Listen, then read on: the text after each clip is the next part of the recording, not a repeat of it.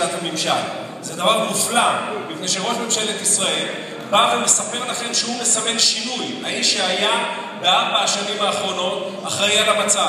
ובעוד סדרה של מפלגות, שב10 השנים האחרונות היו שותפות לממשלה או הובילו אותה, ואך כל אחת באה ומספרת לכם בתורה שהיא תעשה שינוי, כי אתם סומכים על הזיכרון הקצר שלכם ושל האחים הגדולים שלכם ושל ההורים שלכם, שלא תזכרו שהעבודה הייתה חלק מממשלת נתניהו ושקדימה הובילה את מדינת ישראל לאורך רוב העשור הקודם. קדימה, התנועה, כל הפלגים שלה, אלה האנשים שאחראים לעובדה שאפילו ראש ממשלת ישראל היה חייב להודות בה שבדברים המרכזיים שנוגעים לחייכם המצב איננו טוב. והמצב לא רק איננו טוב, הוא הולך ומחמיר, כי השנה הזאת חצי ממערכת החינוך הישראלי, חצי מהתלמידים החדשים במערכת החינוך הישראלי הם ערבים או חרדים, שהם אזרחים כמוכם, שווי זכויות כמוכם, אבל בחטאיה של המערכת הפוליטית הישראלית, בגלל הסדרים שנוגעים אך ורק או לאפליה בין סקטורים או להעדפה של סקטורים,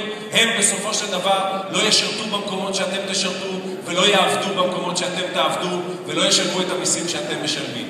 ולכן אתם צריכים לשאול את עצמכם במערכת הבחירות הזו, גם אם אתם לא מצביעים, כי הרי קול יש לכם.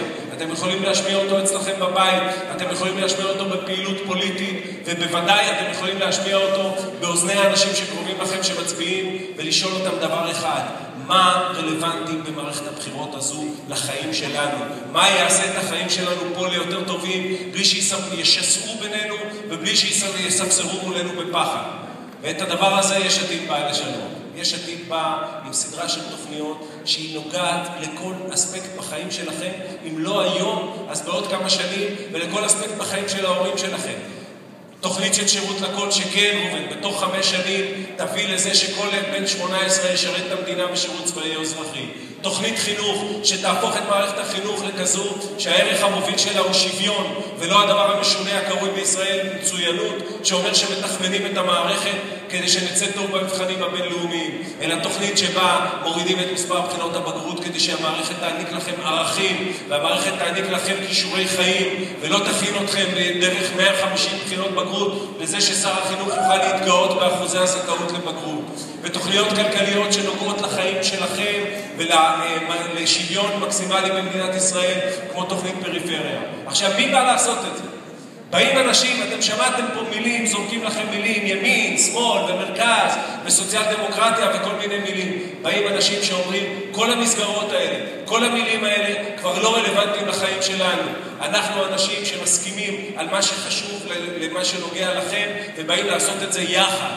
ולכן מספר 2 ברשימה שלי יש עתיד הוא הרב שי פירון, איש חינוך מובהק, מנכ"ל תנועת הכל חינוך, שהוא רב אורתודוקסי שגר מעבר לקו הירוק, אבל הוא הולך להיות בין הבן של טומי לפיד לבין מספר 3 יעל גרמן, ראש עיריית הרצליה שבאה ממרץ, ואחריה מספר 4 ראש עיריית דימונה מאיר כהן שרץ בבחירות הקודמות תחת ישראל ביתנו, כי הם מבינים שכל מה שעושים מוכרים לכם עד עכשיו זה פילוג וסכסוך, ואנחנו פה והם שם, אבל במקום שרוב הישראלים עומדים, במקום שכל האנשים האלה עומדים, שם יבוא השינוי.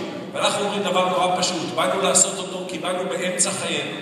באנו במצב שאנחנו אחרי הפוליטיקה, לא יהיה לנו ג'וב, לא יהיה לנו טובת הנאה, אנחנו באנו מהמקומות הנוחים והמספקים שהיו לנו כדי לחולל את השינוי הזה בזמן שאנחנו נהיה בפוליטיקה, ובשביל זה, בשביל הנחישות שלנו, בשביל סדר היום שנוגע לחיים שלכם, אנחנו צריכים דבר אחד, ואת הדבר הזה אתם, והאנשים שאתם מכירים, שמצביעים בבחירות, יכולים לתת, והוא כוח פוליטי. תהיו פעילים פוליטיים בסביבה שלכם, תשפיעו על הסביבה שלכם ותגידו לאנשים שמצביעים שאתם מכירים, לכו עם מי שעושה דברים שנוגעים באופן ישיר לחיים שלכם ומציע לכם פתרונות רלוונטיים, פתרונות ישימים שנוגעים לחיים שלכם.